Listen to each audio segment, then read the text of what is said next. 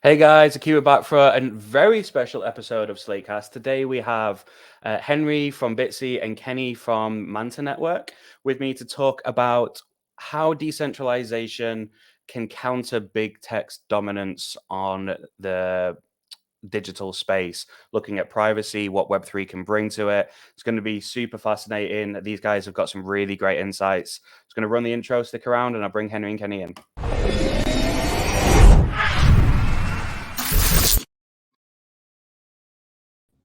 Hello, hi guys, how are you doing?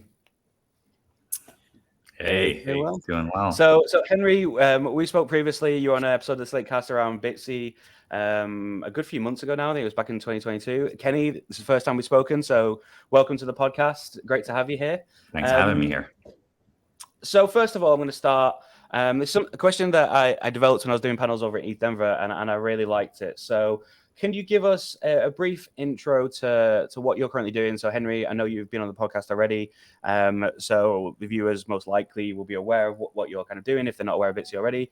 But if you give us a brief intro into what you're doing, but then also the part that I'm really interested in is what specifically do you think you personally bring to the Web3 space? What's your speciality? Yeah, I'll kick it off. So with BTSE, it stands for buy, trade, sell, and earn. It's very simple, and keeping it simple is part of what we want to do. We want to allow a platform and exchange to be trusted by institutions, but intuitive enough for first-time users. And what that means is focusing on kind of keeping crypto and removing the complexities from crypto when it comes to trading, when it comes to investing. As you guys know, an exchange is where a lot of people have their first interaction with crypto. So it's very important that we're able to build the right experience for them. But our business is what's unique about it as well is that we have a white label part of it where a lot of people who want to run their own exchanges, want to run their own wallets, who just need a larger company with better infrastructure to service them. We do that. We help over 30 other wallets and exchanges operate end to end. We focus a lot on pricing, right? Making sure it's very efficient. And when it comes to Web3, we try to develop as many useful tools as we can that help people interact with Web3. So somebody has a MetaMask wallet or something like that, they can connect directly to our exchange, create an account, something you don't see elsewhere. And we're trying to develop more and more towards tools that help people just get a more intuitive experience when it comes to trading. So that's what we do at BTSE. But what do you do? What's your specialty? Oh, personally, myself. I think what we do is, or what I do specifically is to focus on what I just talked about as part of kind of innovating an exchange. Our business has been around for 4 or 5 years in the industry. So myself, coming from last, I would say 6, 7 years, has really been diving into the community and understanding what people want. I think the history behind that and learning and losing a lot of money, making some money, losing a lot, playing with different tools, started in crypto back with MadeSafe, running a community there, which was a cryptographic privacy network as intended as part of the aim. And kind of getting into DeFi early and trying to bring that to the centralized trading experience. I think that's a big part of the innovation cycle for us and for me to try to contribute to that ecosystem. Yeah. Fantastic. So Kenny, Manta Network, and yourself, say what do you think? What's your specialty? What do you bring to Web3, and how does that sort of impact Manta, and what's Manta doing? Yeah. So long story short, Manta Network, we are a layer 1 protocol that delivers on-chain privacy using zero-knowledge proofs. And we actually have the fastest ZK prover system of any layer 1 network. And I think that speaks volumes to the talent of our team. And right now, our value proposition is that we are specifically very easy to integrate with Web3 applications as well as Web 2 applications. And so we take a very Web 2.5 approach because our whole philosophy is not just about, bringing privacy to Web 3, but also expanding the Web 3 market share. But anyway, so about me and I guess the speciality I bring, that's a very interesting question. I really like it. And I think for myself, probably the experience dealing with a lot of different tech spaces. And so I'm a tech entrepreneur at heart, I guess. And I actually started my first company in the cloud computing space. And this was back in 2011 when everyone thought cloud computing was a bubble. It was a fad. No one's going to use it. All the enterprise tech, just didn't want to touch it. And then fast forward 4 to 5 years later, and now I'm working with these enterprises, with sort of cloud migration strategies that are supposed to be transforming their entire sort of tech stack to reduce their cost by billions of dollars every single year. And so, that sort of transformation, being able to see how early adoption begins, and then there's, doubt, and then there's mass adoption, right? You see that a lot in a lot of emerging tech spaces, and I'm seeing the same trend in crypto, right? When you first started with Bitcoin, and then there was a lot of doubt, and it's like, why are you using Bitcoin? Probably to gamble or buy drugs. And then the next thing you know, we've got Ethereum and Turing completeness, and an explosion of decentralized applications and use cases that evolve beyond just decentralized transacting. And now we go into, like the recent sort of market where we see institutional funds starting to come in, thinking about like how they can service their own clients on the more traditional side, and being taken as a much more serious asset.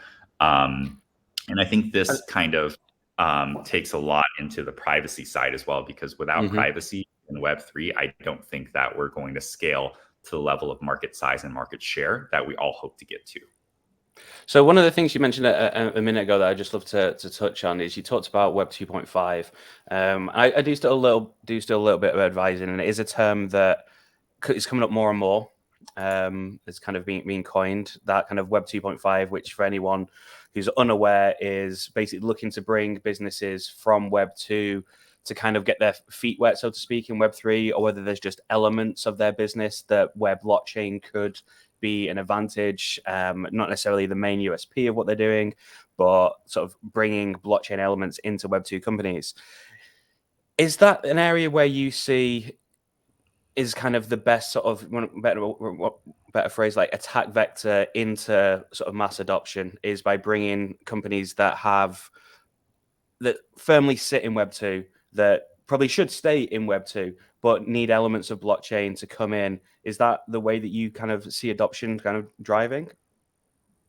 Yeah. So, I mean, Henry could probably speak to this as well, but this is kind of the pattern that I saw in the cloud computing space also, right? Like, so the first few years of, the growing adoption of cloud computing, everyone says, no, it's never going to work. And then you see companies that are emerging that are quote unquote born in the cloud. That was the term.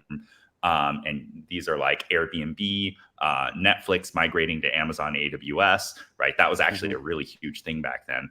And then once people started seeing these cloud native applications being born and actually, being used, and it provides a lot of value, reduces costs, et cetera, then what you see as the next chapter is these existing technology companies, existing traditional institutions, be it banking, oil and gas, healthcare, et cetera, saying, okay, other people are trying it, they're becoming really successful on it. How do we get a hold of that, right? And we kind of see that same thing in the crypto space right now, albeit, right, there are some sort of reservations because the regulatory grayness of the area.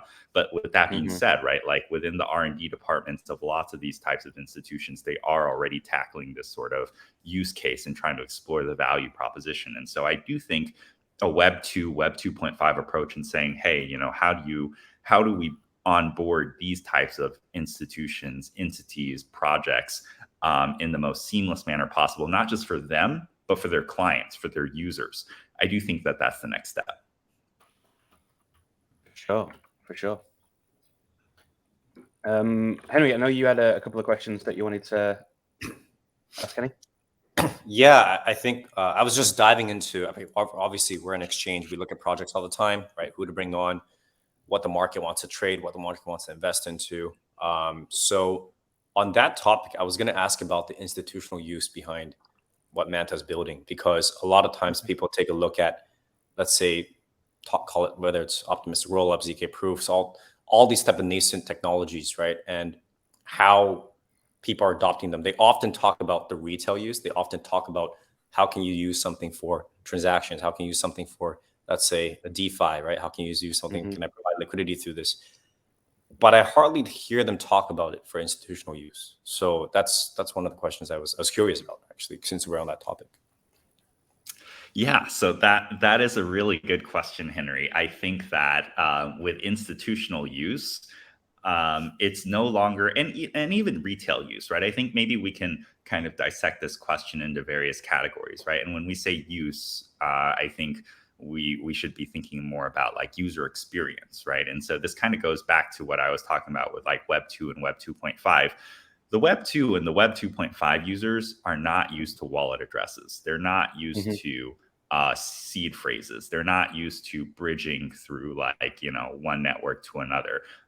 In fact, right, we're probably not even that used to it. I don't know about you guys, but like even now, every time I bridge stuff, it's nerve wracking. It's a pain in the butt. I don't want to do it, but I have to do it. And so Have you tried using anything like the Axelar network? I did my first Squid router trade over the weekend using Axelar, and that really fascinated me. I think innovation in this space is something that's absolutely critical because they are, I completely agree. Like bridging as a core mechanic is too difficult for most Web3 users, let alone for people that are new to it. Because like you forget that you need gas on the other chains and all this sort of stuff, and it's a real pain. It is a real problem, and also there's the security aspect of bridging as well. Exactly. Yeah. So there's a lot of sort of quirks that make the situation, I'd say, a little more complicated than it needs to be. And so, like from that perspective, it's less about like how do you reduce the steps in bridging, but more so, I think, about like how do you abstract that away from the user entirely, right? Like if you want to get 1 billion users onto Starbucks crypto purchases, you can't ask them to all bridge to Polygon or something, right? Like that's just not going to work. Starbucks is going to be overwhelmed by customer service calls. They're just like, where'd my assets go? And so, there's that level of abstraction. But then when it comes specifically to institutions, right? And the reason why I mentioned that abstraction is it really depends on what type of institution you're servicing. Are you servicing a B2B or a B2C? Right? Because the B2C is definitely going to worry about that account abstraction. But regardless of if it's a B2B or a B2C, they're both going to worry about on-chain privacy. Because, one simple example is imagine an on-chain version of Western Union. Every time someone wants to send crypto assets overseas, now everyone with an internet connection can see that Kenny sent this amount of money to that country that got like, associated with that bank, et cetera, right? Like what can other individuals do with that data?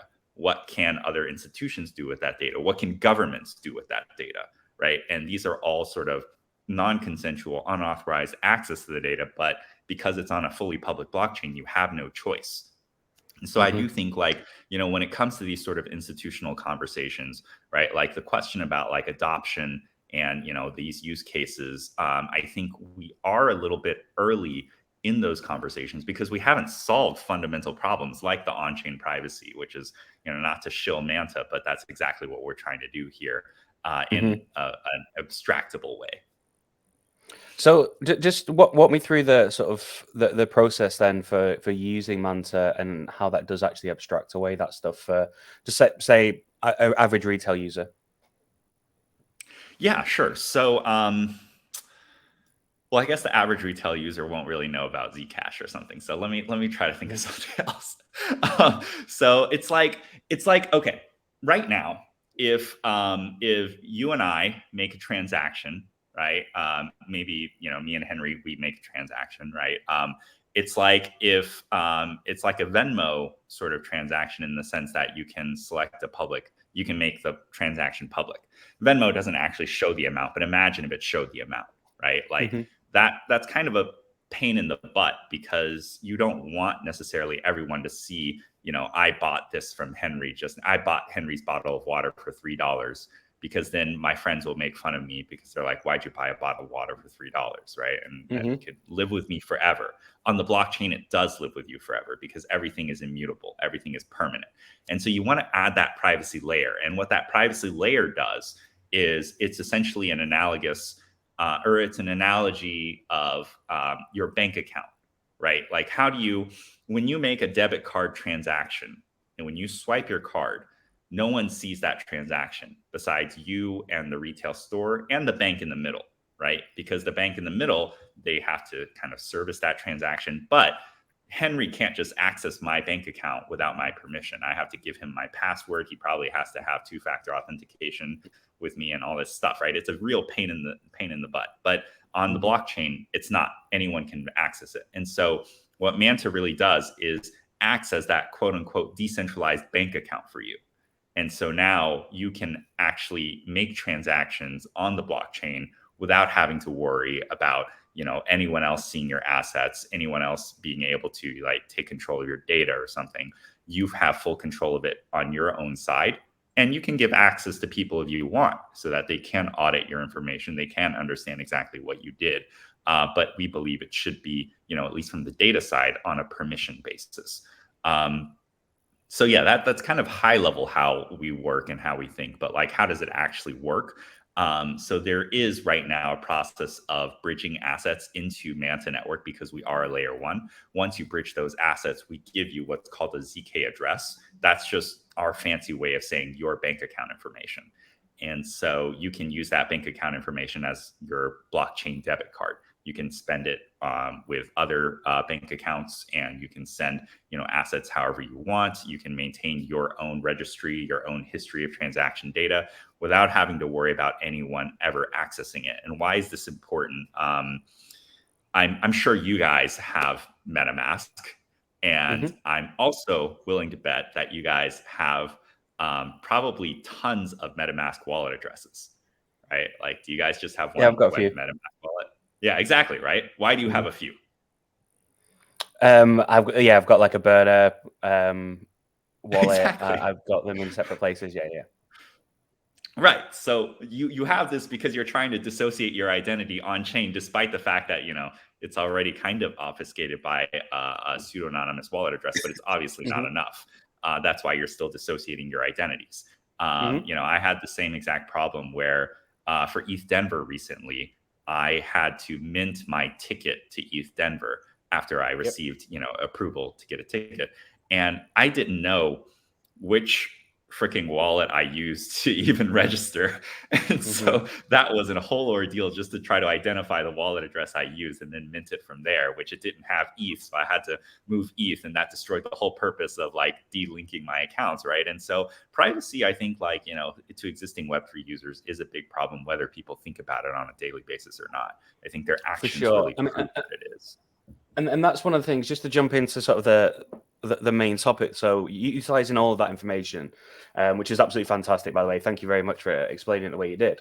Looking at privacy, sort of digital privacy and that sort of big tech's dominance. I mean, it's no secret that kind of FANGs have commanded control over user data and profited vastly in the process over the last sort of, 20 years. How do you see blockchain, looking at now the fact we have immutable ledgers that are fully transparent? We also have new technology like yourselves where we're using ZK technology to obfuscate the parts where we need it to be obfuscated. How do you see that disrupting big tech over the next kind of 18 months to 2 years? Henry? Yeah, I think not to steer too far away from it, but when we talk about big tech, I think we can look at how it is being done across different geographies. I was recently traveling across Asia, just stopping by China, taking a look at what it's like there, because that's been a very undercovered part of crypto, at least to the West, right, in the last 2 years. And it's fascinating because they don't want these kind of incumbents to come in and just build unregulated, right, unmonitored financial technology and innovations. So they started building things like, for example, NFT exchanges, where you literally transact and buy the NFTs you want with fiat from your WeChat wallet, which is like a Venmo connected to your WhatsApp, right? And you would then, you would buy it with fiat, you would trade with fiat. Everything is in RMB, which is the Chinese yuan. But the only part of blockchain and crypto they adopt would be the minting of an NFT, right? Right. They even have features such as a 7-day refund policy to retail on a purchase of an NFT, right? Which is unheard of when you go to OpenSea or something like that. So when it comes to disruption, I think there are a lot of people disrupting big tech, like not big tech, but traditional tech.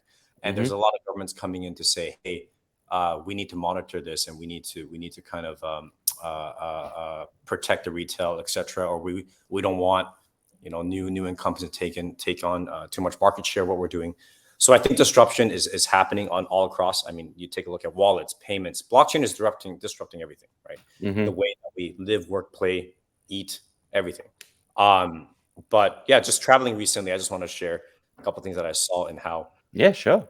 To your point that we know it's disrupting big tech, right? Across, we know when I send you money, Liam or Kenny, like I could do it off, and nobody could see, right? Given all the different tools that we have now, but big tech is working with governments to figure out how they can use all their resources, right, to continue to be ahead, and even acquire up a lot of these smaller projects and change their roadmap, change the way they're doing, especially in this market. So, yeah, it's something fascinating that we've been seeing how they've been doing this.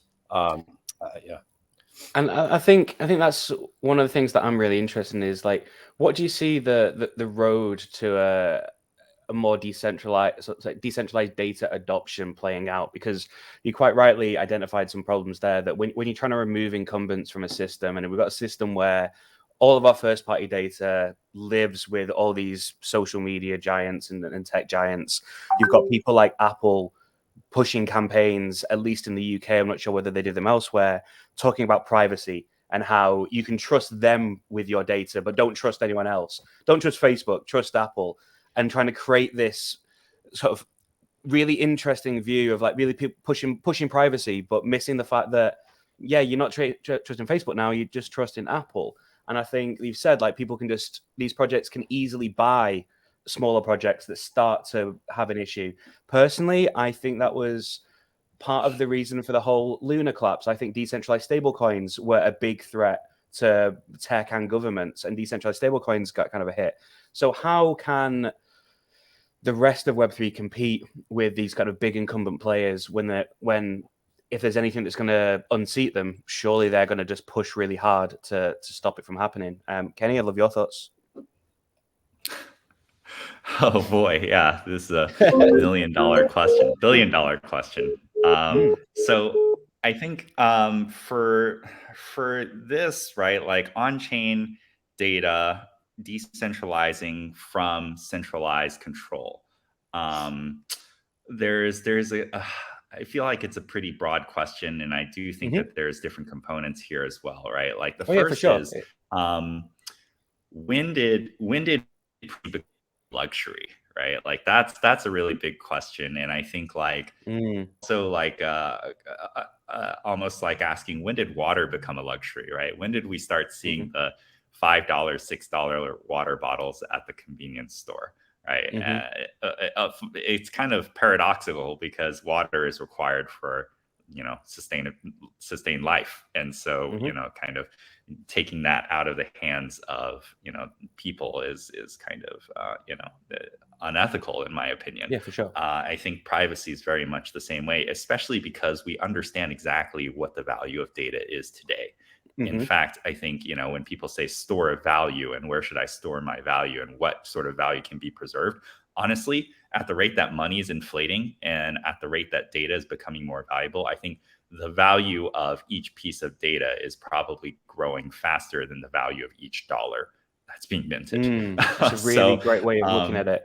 Really interesting point. So my name, my email address, if it's being verified as real and I am a person that has purchasing power, you're basically saying that purchasing power, that data, that email address, if I was to add in my home address, if I was to give my phone number, you're saying the value of each piece of that information is going up against let's say $1. Exactly. Yeah. And there was a period where it kind of stalled, I think, in terms of its value because people didn't know what to do with all that data. And this was the big data era where people got tons of data on consumers and they're like, I don't know what to do. But now we have AI and we're training machine learning models. And so people are like, oh, we can do this with the data, right? And it's becoming way more valuable again. And so when you kind of marry these two concepts together, right, the luxury side and the control and the privacy and the value of data, right, like it becomes sort of natural to say that like ideally the value of the data is being generated by the individuals and it should be owned by the individuals. Right now it's not, right? Right now with the whole sort of we give you a free service, you give us all your data. It's not really free. They're making tons of money off of you, and you're actually paying them a lot of money based on the value of data.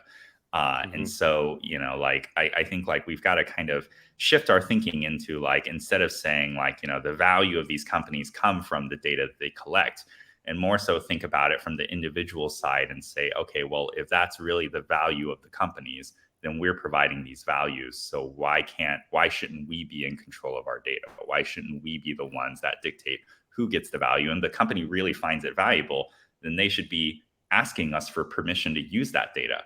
And they should be incentivizing the user in ways more than just like, hey, you get to post pictures on Instagram, right? I completely agree with you there. And Henry, I really love your thoughts on both this topic and then also so around like what are the hurdles? Like obviously big tech companies have a lot of power to try and stop this migration should they decide that it is necessary. But then also, so I'm adding another point to an even bigger question here, but also, do retail consumers care enough right now? Do they understand the problem? I think it's our job to make them care, and not that we have to kind of be evangelists and preach to them. And we all put in the hours to build what we build because we know it's a benefit to the greater, the mission that we have. Look at yourself, right? Running media companies, investing, doing all the research, educating the public. That's one of the hardest things to do. And I think that our job as builders, right, even with Kenny and myself running two very different projects and companies, part of us is to do it better than big tech can do it. And that's our job, right? To be more flexible and to be moving a lot quicker.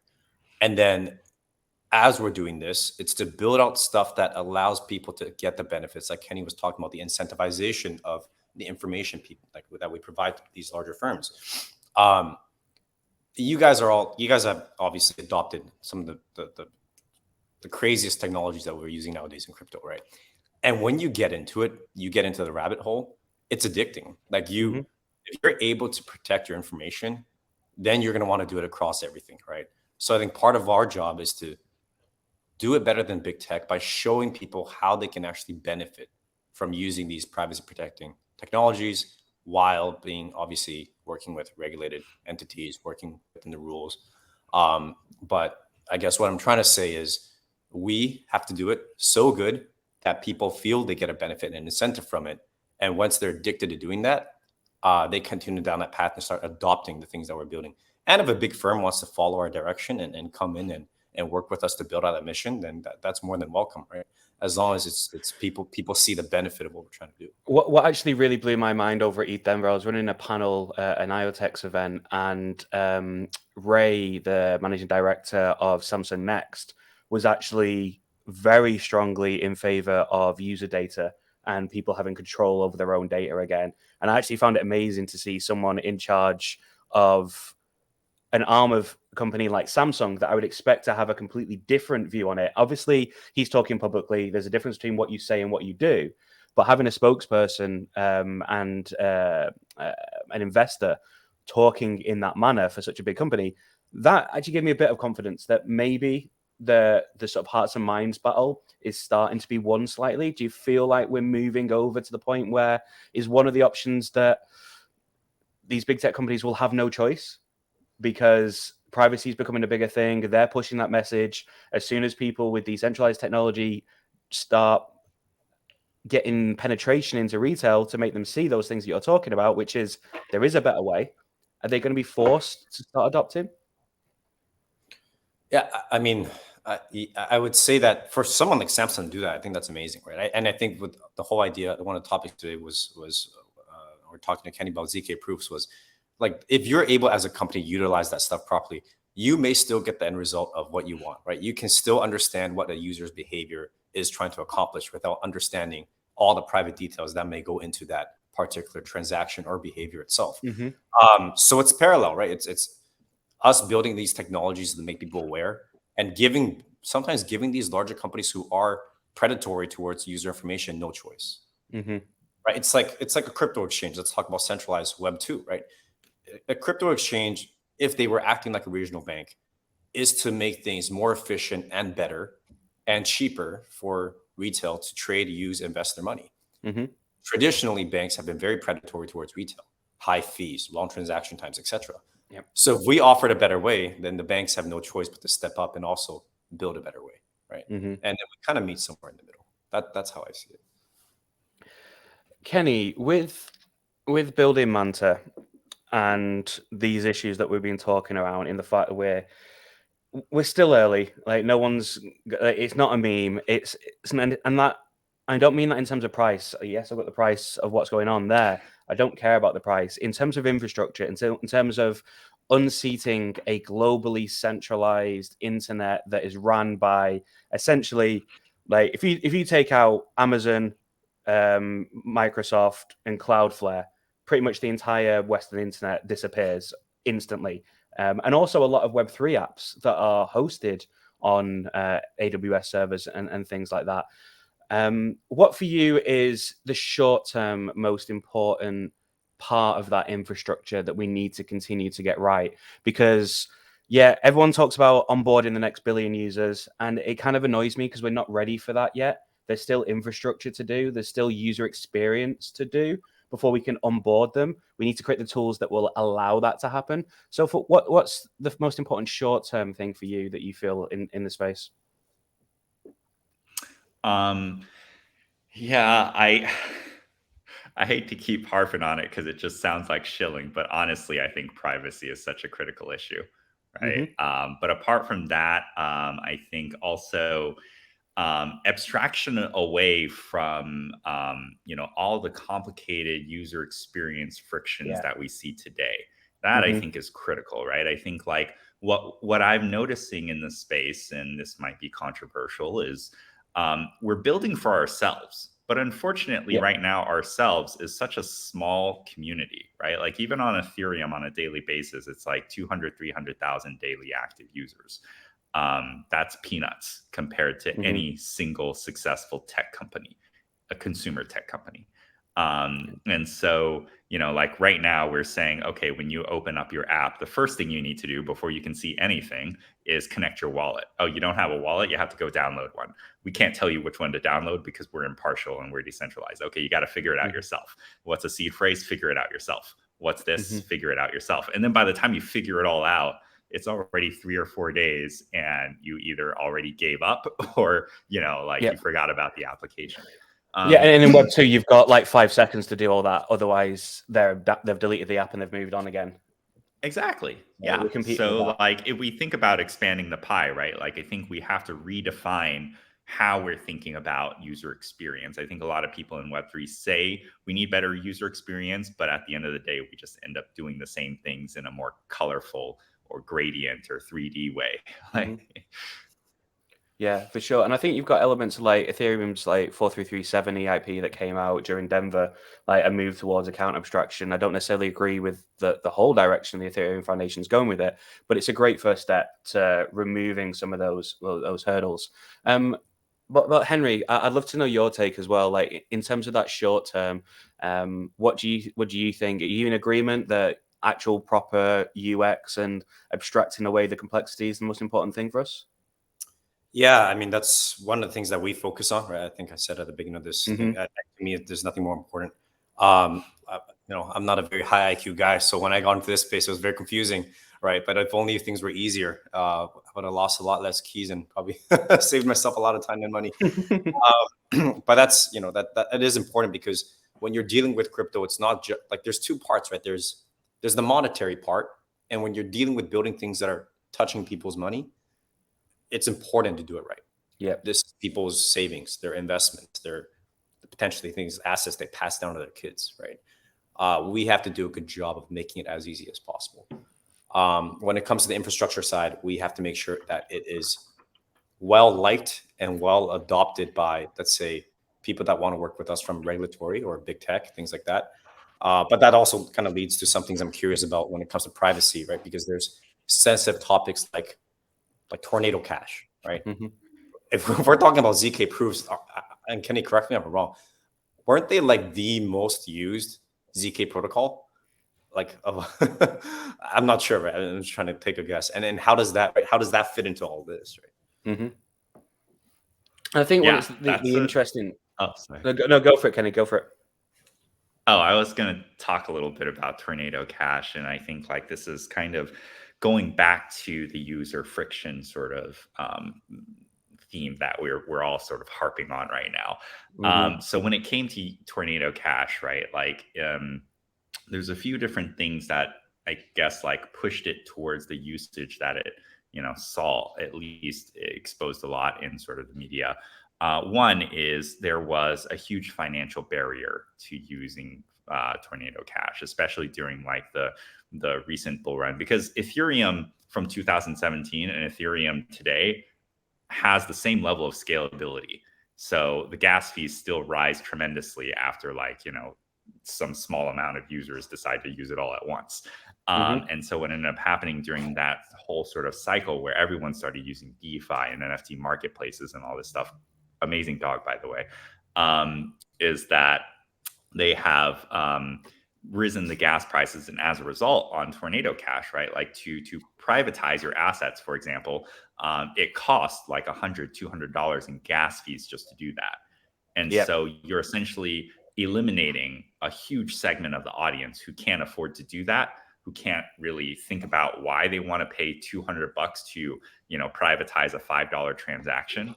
Right. And so now you're kind of narrowing the market into a corner where it's like, okay, you really have to want to pay $200 in order to do so. So it was kind of like a self-selection process in terms of the outcome and the use cases that kind of happened there. And so I do think, like, speaking back to, on-chain privacy and ZKP, definitely, we have to build it in a way where it doesn't create that sort of financial barrier for entry so that we can really maximize the exposure of on-chain privacy to as many people as possible.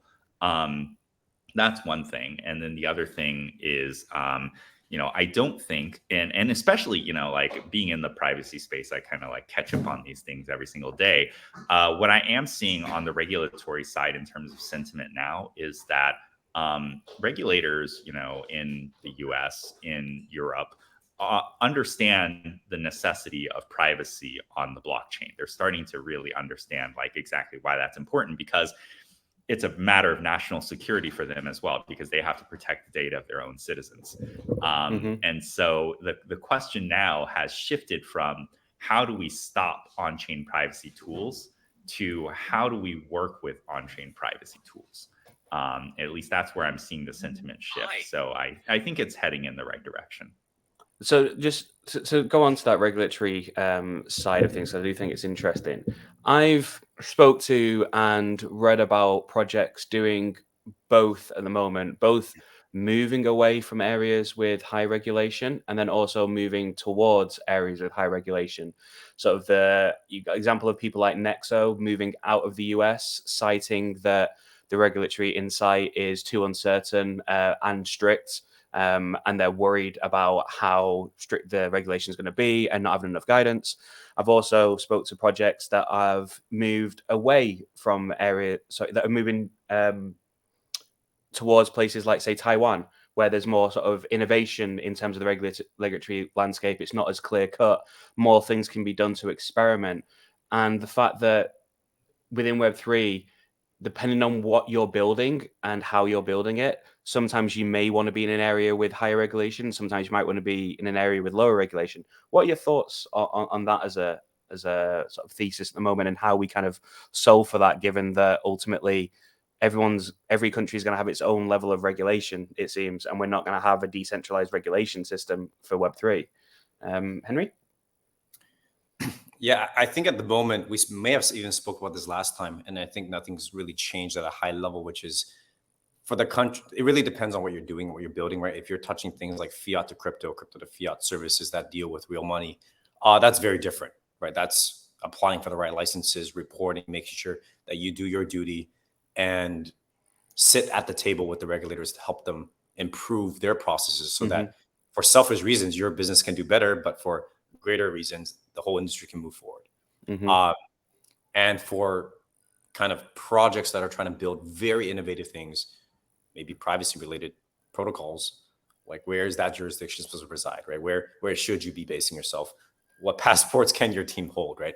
I'm not sure the answer to that question. And to me, it seems like it was a wild goose chase of companies moving around the world for the last 3 or 4 years. But I think on this, I wanted to jump it over to Kenny, because what they're dealing with is potentially a lot more sensitive, but at the same time, it's privacy technology, right, and protocol. But actually, there's one fun fact too. I don't know, Liam, I read this on Kenny's profile, because you were talking about the U.S. You worked or you studied under Gary Gensler, which was, for people who don't know, on the podcast, the chairperson of the U.S. SEC, right? So, Oh wow. Yeah, maybe you're better. Yeah, obviously, yeah. Gary Gensler's best mate Kenny, go for it. What are your thoughts on the levels of regulation and where we should be? That's funny. Yeah, I was Gary Gensler's teaching assistant for his blockchain courses over at MIT, and I was yeah. So in terms of like regulation, right? Like even regulation itself is a pretty broad term, right? Like the regulation that the SEC cares about is not the regulation that FinCEN cares about, or even maybe the CFTC, for example, right? So like, when it comes to regulation on the SEC side, it's like, is it a security? Are you defrauding investors? Right. And then they're like, oh, privacy. Yeah, sure. Whatever. Go talk to someone else. Right. Because it's not a securities issue. It's other things. So in terms of regulation, right, like I think like we need to be, as a space, not just crypto, but any space in general needs to be conscious of regulation. But I also think that regulation is very conscious of activity. And what I mean by that is, if governments see something that's happening and it's good, right, they are, I think, open to changing or improving policy that can facilitate more of that goodness. If they see things that are happening that's bad, they're going to be updating policy to enforce action to protect against the badness, right? And how much of this sort of space is good and how much of this space is bad right now, it's like it's pretty up and down, right? Like I don't see rug pulls in the cloud computing space, right? But like no, because they're not public. In this space, right? Because they're not public, and this is a key thing that I think is really important. In Web 2, when there's a hack, when there's issues with data, depending on the jurisdiction of where the company is, then you may need to report it. It may be a regulatory requirement. In the UK, it is. It's not that everywhere. But also, when your data gets leaked, the impact of that happens over a period of months following, as people get phished, as they get hacked, and the money slowly grows in value as to the financial impact of that hack, of that issue.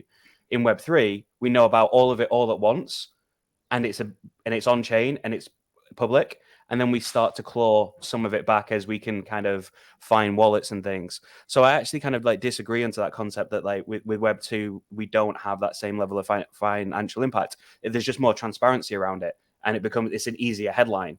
When you look at, like, I don't know, Adobe, the amount of money that's been lost because of Adobe hacks has got to be in the tens of billions, because when you go on like haveibeenpwned.com, you'll pretty much see that every email address you've got, if it's ever been registered with Adobe, they've been hacked like 5 times or whatever with their data. Your email address is on the dark web. So I don't necessarily agree with that. Well, it's a little tricky here, right? Because one, it's not direct value of the customers being lost, right? It's not that like Adobe got hacked and now your life savings are gone, right? Like, but that is very real in the Web3 space. Yeah. And then the second thing is, all the data that you collect from Adobe once it's hacked, that's already public on blockchain, right? Or it will be public on blockchain if, like, in the future people do Web3 communications and now they associate your identity with ways of contacting you and everything. Not right? if we have cool ZK technology to build in with it. Exactly. Yes. And so I think, like, there's quite a bit of nuance to the definitions, but I think like, what we're seeing, especially in this market, in the conditions that we're seeing right now, is that, there's not really that there, like, I guess in terms of market, right? Like everyone was expecting, okay, now everything's died down, people are going to leave, and then like everyone's going to forget about crypto. That's absolutely not the case. And you're in East Denver as well, and you're seeing that like builders are stronger than ever, and there's so much innovation going on in this space. And so I do think that we are, as an industry, in a transition period to start like going into that next chapter of building that strong legitimacy and all those strong use cases that I think would be favorable towards pushing regulation to be more friendly towards the space in general. So like I have a pretty optimistic outlook on, you know, exactly where this is headed. And I think like we kind of see that everywhere else, right? Like even with the case of Uber, which, you know, in itself could be its own industry at this point, right? But you know, Uber started off, you know, breaking things, and they were in a legal gray area as well, going state by state in the United States and just kind of taking over the taxi systems and everything. And then the taxi systems fought back and said, hey, you can't do this because we own this land, right? It's like a gang war. And then consumers basically spoke and said, you know, we don't want to do taxis. This is so much more convenient, and it's such a better way of doing things. And so like, you know, now we see, you know, Uber thriving, you know, not profitable, but thriving, and like, you know, all around the world.